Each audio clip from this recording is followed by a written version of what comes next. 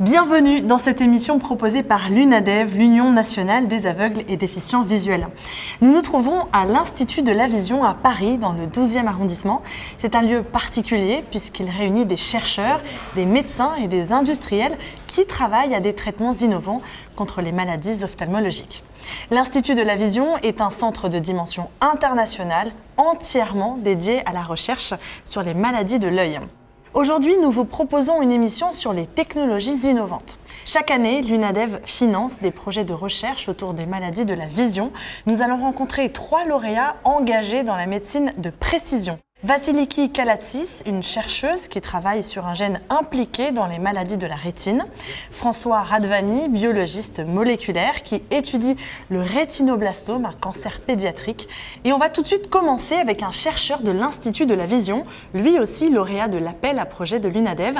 Il s'agit d'Olivier Marr. Il travaille sur une technique de pointe, l'optogénétique. On va découvrir ça tout de suite. Émission 3, lancement prise 2.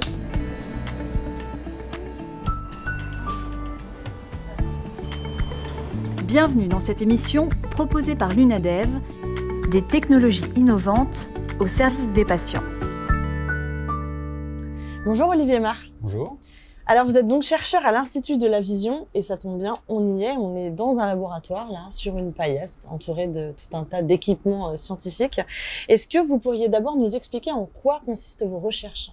Alors moi, mon but en tant que chercheur, c'est de comprendre déjà comment fonctionne la rétine et ensuite, chez des patients aveugles, d'essayer de trouver des manières de leur rendre une forme de vision. Quelle méthode vous employez pour ça ? Alors nous, on emploie une méthode qui s'appelle l'optogénétique. Donc, pour comprendre ce que veut dire ce mot un peu barbare, l'idée c'est que dans la rétine, c'est un petit bout de cerveau, il y a des neurones dedans. Et il y a beaucoup de patients aveugles dont la rétine est encore capable d'envoyer des informations au cerveau, mais par contre, elle est plus sensible à la lumière. Et donc notre but avec l'optogénétique, c'est d'utiliser des moyens pour rendre à nouveau cette rétine sensible à la lumière. Et donc l'optogénétique, est-ce que ça a un rapport avec la thérapie génique ? Oui, tout à fait. Donc l'idée de la thérapie génique, c'est qu'on va utiliser un virus et on va le trafiquer pour qu'il exprime la protéine que nous on veut, une molécule donc, dans la rétine. Donc Olivier, si je comprends bien, vous utilisez un virus comme une sorte de véhicule à l'intérieur duquel vous mettez ce qui va soigner ? Le patient, tout à fait. Donc l'idée, c'est que nous, l'optogénétique, c'est se baser sur des protéines qui, quand elles reçoivent de la lumière, vont être capables d'envoyer un courant électrique dans les neurones, ce qui va les activer et leur permettre d'envoyer de l'information au cerveau. Le problème, c'est qu'il faut amener cette protéine dans l'œil. Comment est-ce qu'on peut faire ? Il se trouve que la nature nous fournit en partie une solution, qui sont les virus. Les virus sont très bons pour aller dans l'organisme, comme vous le savez tous malheureusement, et ensuite se reproduire. Donc, la thérapie génique, c'est quoi ?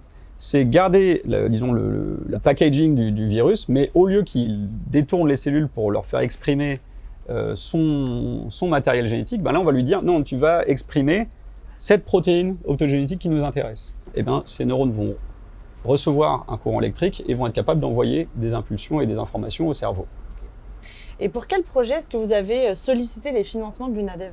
C'est justement pour ça, parce que il faut savoir que ce que je viens de vous décrire, il y a déjà un premier essai clinique en cours où on a utilisé cette stratégie au niveau vraiment de la dernière étape de la rétine avant d'envoyer l'information au cerveau. Il faut savoir que la rétine, moi mes recherches et les recherches d'autres personnes ont montré que c'est pas juste une caméra. C'est en fait déjà presque un peu Photoshop au sein de l'œil. C'est-à-dire que déjà la rétine, elle utilise de nombreux neurones pour analyser l'image qu'elle reçoit au travers de l'œil. Donc, si on s'intéresse qu'à la dernière étape, donc quand déjà tout est fait et qu'on rend ces neurones-là sensibles à la lumière, tous les calculs, toutes les analyses que fait une rétine normale, ils sont perdus. Donc, c'est toujours mieux que rien. Donc, c'est ce qui a été fait en premier parce que c'est la première chose qui a marché.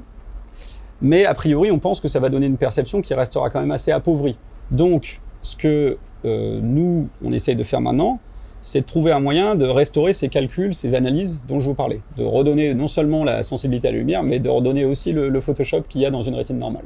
Et donc c'est pour ce projet-là que vous avez sollicité un financement à l'UNADEV et ça se matérialise comment ?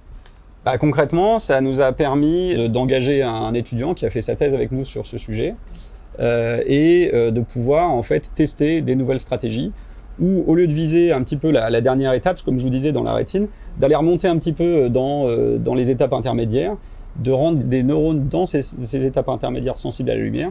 Et on a montré que ça permettait effectivement de restaurer partiellement cette capacité d'analyse de la rétine. Maintenant, on pense que ça va permettre d'avoir une perception plus enrichie, plus proche de la perception de gens qui ne sont pas aveugles. Mais ça reste encore à prouver. Et donc pour le patient, retrouver une partie potentiellement de sa vision ? Potentiellement. Donc là-dessus, ce qu'il faut dire, c'est que nous, on a travaillé sur la souris. Alors, on travaille sur les animaux parce que on n'a pas le choix. On ne va pas directement tester toutes nos idées chez l'homme. Ce ne serait pas du tout éthique. Évidemment, on le fait dans les règles qui sont contrôlées par l'Europe et par la France, bien sûr. Mais pour l'instant, voilà, on a fait cette étape sur la souris. On a montré que dans le concept, ça pouvait marcher. C'est probant. C'est probant, tout à fait. Mais il reste à ensuite aller jusqu'à l'homme. Donc ça implique de franchir un certain nombre d'étapes avant même de pouvoir proclamer l'idée de faire un essai clinique. Et ce chemin, il peut être encore long et semé d'embûches. Long, semé d'embûches, ça veut dire quoi? Ça veut dire que l'horizon est à 5 ans, 10 ans, 20 ans? Ça peut être un horizon à 5-10 ans si tout va bien, où on peut se rendre compte qu'il y a des choses bloquantes. C'est pour ça qu'on continue à explorer d'autres pistes pour ne pas mettre tous nos œufs dans le même panier et pour avoir aussi des stratégies alternatives si ça ne marchait pas. Olivier Mar, restez avec nous. Nous allons maintenant aller à la rencontre d'une chercheuse. Elle travaille à l'Institut des neurosciences de Montpellier. En 2020, Vasiliki Kalatis a reçu un financement de l'UNADEV pour étudier un gène impliqué dans les maladies de la rétine, les dystrophies rétiniennes héréditaires. Elles sont caractérisées par une perte progressive de la vision du fait d'une dégénérescence des cellules photosensibles de la rétine. Actuellement, il n'existe aucun traitement. Vasiliki et son équipe ont développé une stratégie efficace pour corriger les mutations sur le gène responsable de la maladie. Ces recherches pourraient bénéficier à un très grand nombre de patients. Mieux comprendre d'où viennent les maladies de la rétine pour trouver un traitement, c'est l'objectif que s'est fixé Vasiliki Kalatis, une chercheuse australienne qui travaille à l'Institut des neurosciences de Montpellier. Ses travaux de recherche ont été financés pendant 3 ans par l'UNADEV. Il y a beaucoup de gènes qui sont responsables de maladies rétiniennes et on s'intéresse à plusieurs gènes de la rétinite pigmentaire. Le gène le plus fréquemment muté dans la rétinite pigmentaire, c'est le gène UH2A. Et c'est le gène qui était le focus de nos projets qui étaient subventionnés par UNADEV. Bonjour Carla, comment ça va aujourd'hui? Ça va. Cette maladie provoque une cécité progressive chez les patients et touche une personne sur 4000.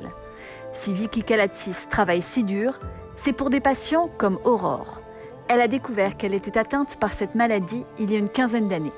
Depuis, son quotidien est devenu très compliqué. En fait, je ne vois que la tasse. Je ne la vois même pas en totalité, donc je suis obligée de tenir et de vraiment regarder mon bec et voir que je suis vraiment dedans. Je n'ai pas du tout de vision périphérique. J'ai 5 degrés de champ visuel au centre. Donc je vois comme dans des trous de serrure. Malgré un réel handicap, Aurore se sent incomprise dans cette maladie. On peut me voir, par exemple, répondre à un SMS sur mon téléphone, parce que ça, j'arrive à le voir, puisque c'est petit et fixe.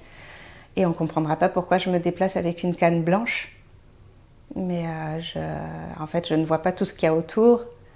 Je ne vois pas les reliefs non plus. Je suis très souvent tombée, ce qui m'a fait passer à la canne blanche d'ailleurs. Je me suis fracturé plusieurs os, en l'occurrence. Du coup, voilà, non, c'est pas une maladie comprise. Le centre de référence de Montpellier suit 6000 familles, dont celle d'Aurore. Isabelle Meunier, ophtalmologue, rencontre tous les jours des patients qui témoignent eux aussi de leurs difficultés quotidiennes. Ça va donner des difficultés de vision de nuit et puis une réduction du champ visuel périphérique. Donc le patient peut être maladroit mais avoir un 10/10 au centre. Donc ce n'est pas toujours très bien compris par l'entourage. À l'inverse, vous pouvez avoir des patients qui vont avoir une atteinte de la vision centrale mais très bien voir sur le côté. Et là encore, ce n'est pas très bien compris parce qu'ils peuvent dépister des petites choses sur le côté, mais quand ils les fixent, ils les perdent. C'est à peu près 2 patients sur 10. Fixez-le. Isabelle Meunier fait des prélèvements de peau de ces malades. Elle les donne ensuite à Vicky Kalatis. Elle les traite pour qu'ils perdent leurs caractéristiques de cellules de peau et deviennent des cellules souches, pour ensuite les différencier en cellules de la rétine, appelées organoïdes rétiniens. Ces organoïdes reproduisent en partie le fonctionnement d'une rétine. C'est des petites structures trois-dimensionnelles. Et autour de ces structures, on a toutes les cellules photoréceptrices de la rétine. Et on peut créer ces structures à partir donc, des cellules de peau de patient. Et on peut avoir presque une fenêtre dans leur rétine. On peut regarder ces structures et voir qu'est-ce qui se passe, qu'est-ce qui ne va pas bien pour que les patients commencent à perdre la vision. Dans la salle des microscopes de l'Institut des neurosciences, elle observe des marquages fluorescents sur les différentes cellules de patients malades et de personnes en bonne santé. Ce qui lui permet de les comparer et de mieux comprendre où se trouvent les problèmes. Donc ici, c'est un individu qui est sain. En vert, on a les photorécepteurs cônes. Ici, on a l'organoïde rétinien d'un patient qui a des mutations dans UH2A et on voit des cônes, mais ils sont moins bien structurés. Elle utilise une thérapie révolutionnaire pour tenter de réparer le gène défectueux responsable de la rétinique pigmentaire, l'édition génomique qui permet d'effacer un gène et de le réécrire correctement. Quand on a un photoautographe, la cellule n'arrive pas à lire un gène et du coup, elle ne produit pas la protéine et ça fait dérailler le photorécepteur. Donc, on a pu montrer qu'en utilisant cette technique d'édition génomique, on a pu corriger les photorécepteurs de patients et les faire devenir comme les photorécepteurs d'un individu qui n'est pas atteint. Son objectif désormais, c'est de cibler d'autres mutations sur le gène pour aller les réparer. On a visé dans un premier temps les 2 mutations les plus fréquentes et là on veut passer aux 3e mutation et celle-là va être un petit peu plus facile à corriger parce que pour les premières 2 mutations, on était obligé de effacer et réécrire, mais pour cette 3e mutation, comme elle est dans une autre partie du gène qui est un tout petit peu moins important, on pourra juste la effacer et ça devrait suffire pour que le gène fonctionne à nouveau bien. De nombreuses avancées ont eu lieu ces dernières années. Les chercheurs et les patients gardent espoir dans la découverte d'un traitement. Mais je suis confiante avec toutes les recherches qui se font qu'on est beaucoup plus près d'essayer de faire un différent chez les patients qu'on était jamais auparavant.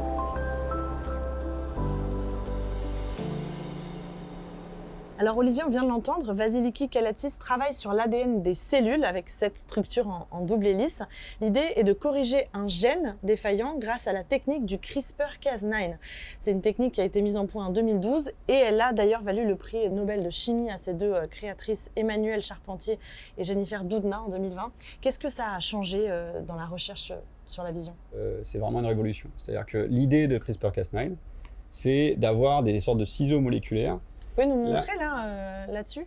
L'idée, c'est vraiment de dire, voilà, mettons que là, cette petite partie du gène, là, donc ce qu'on appelle une paire de bases, elle soit défectueuse. Et bien, CRISPR-Cas9, l'idée, c'est d'aller couper, enlever et mettre la bonne séquence à la place. Donc vraiment faire une réparation en direct de l'ADN. Et donc pour certaines maladies génétiques, c'est indispensable d'aller au cœur de l'ADN et de vraiment remplacer le gène défectueux. Sinon, effectivement, c'est délétère. Est-ce que vous collaborez entre vous, les chercheurs ? Est-ce que Oui, les recherches, les trouvailles, si je puis dire, d'un chercheur peuvent vous servir ? On collabore tout le temps. Moi, en fait, à la base, par exemple, je ne suis pas du tout un expert en thérapie génique, mais il se trouve que je partage mon bureau avec une collègue qui, elle, est une experte mondiale de ce sujet. Et inversement, moi, je suis plutôt du côté de comprendre comment la rétine fonctionne, l'électrophysiologie, des choses comme ça, sans rentrer dans les détails. Et on a absolument besoin d'avoir toutes ces compétences réunies et de travailler ensemble avec vraiment plusieurs disciplines qui se croisent pour arriver à faire avancer les projets. C'est des projets qui demandent un socle de connaissances tellement vaste qu'une seule personne ne peut pas l'avoir aujourd'hui. Donc on doit avoir une complémentarité d'expertise. C'est le gros atout à ce niveau-là, je pense, de l'Institut de la Vision, parce qu'on rassemble au même endroit, et parfois même dans les mêmes bureaux, des gens avec des expertises très complémentaires.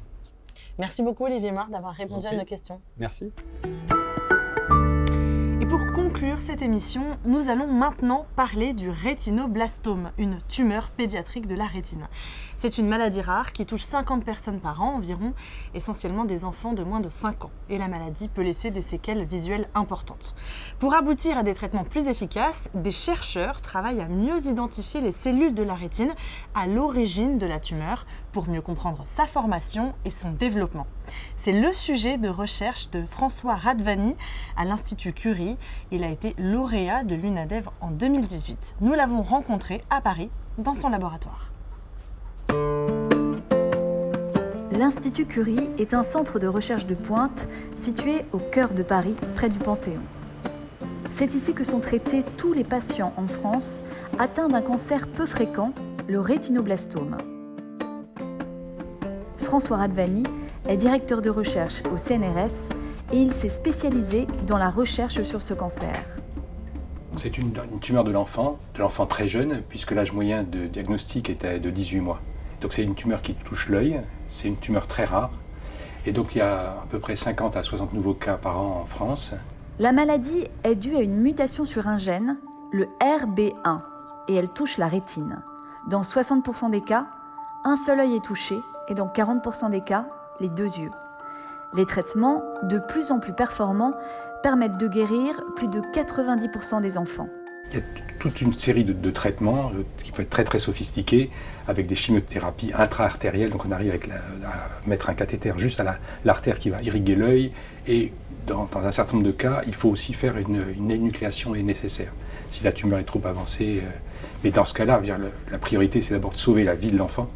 Puis ensuite, bien sûr, sauver l'œil, si c'est possible, et puis sauver la vision. C'est ces trois aspects qui sont importants pour le rétinoblastome. Le chercheur travaille en étroite collaboration avec des généticiens, des ophtalmologues ou des pédiatres comme Isabelle Hartz.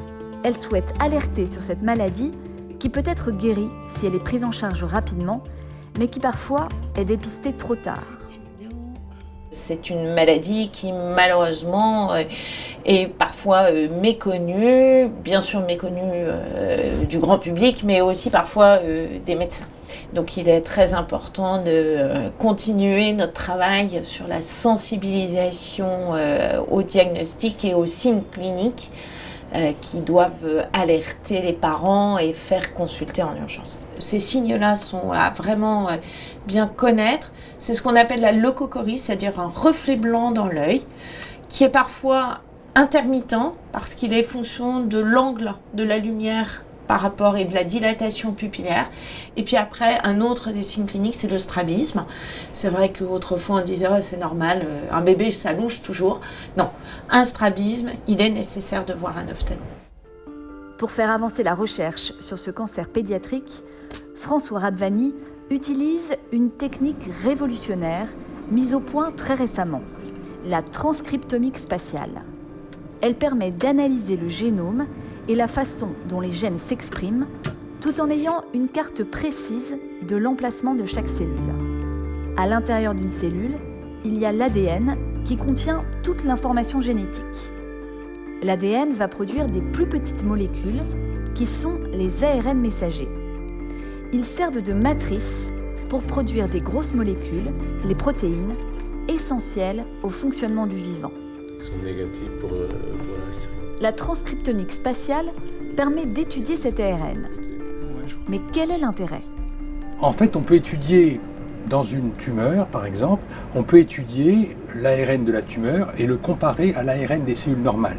Et donc on peut essayer d'identifier qu'est-ce qui est dérégulé dans la cellule tumorale par rapport à la cellule normale. Et connaître ces dérégulations, en fait, c'est avoir accès à de nouvelles cibles thérapeutiques potentielles.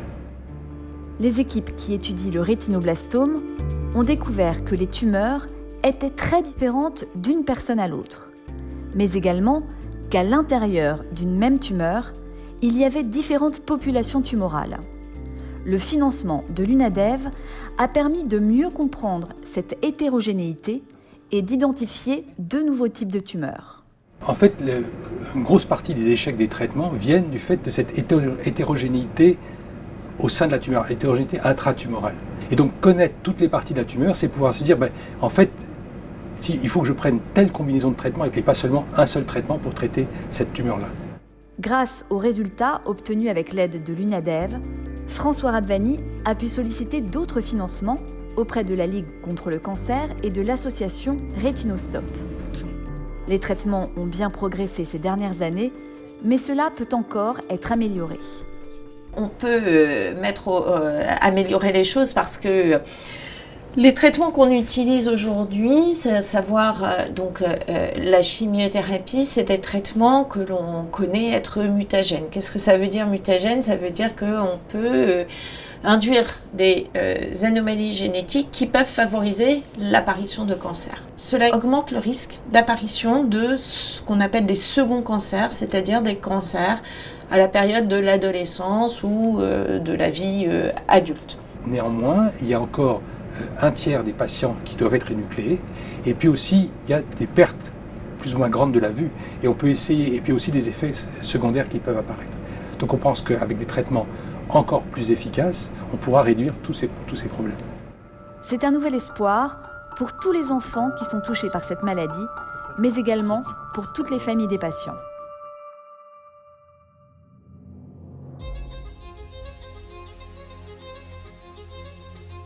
C'est la fin de cette émission. Je tiens à remercier tous les chercheurs et les chercheuses qui ont accepté de répondre à nos questions et de nous accueillir dans leur laboratoire. Merci à Olivier Marr de l'Institut de la Vision, François Radvani de l'Institut Curie et Vasiliki Kalatzis de l'Institut des neurosciences de Montpellier. De nombreuses pistes ont été évoquées. C'est autant d'espoir pour les malades. La recherche sur des gènes impliqués dans les maladies rétiniennes avec la technologie du CRISPR-Cas9, la transcriptomique ou encore l'optogénétique, des techniques révolutionnaires qui, je l'espère, sont un peu moins mystérieuses pour vous. C'est grâce au financement de l'UNADEV que tout cela est en partie possible, alors continuez à soutenir la recherche, continuez vos dons. Merci de nous avoir suivis et à bientôt.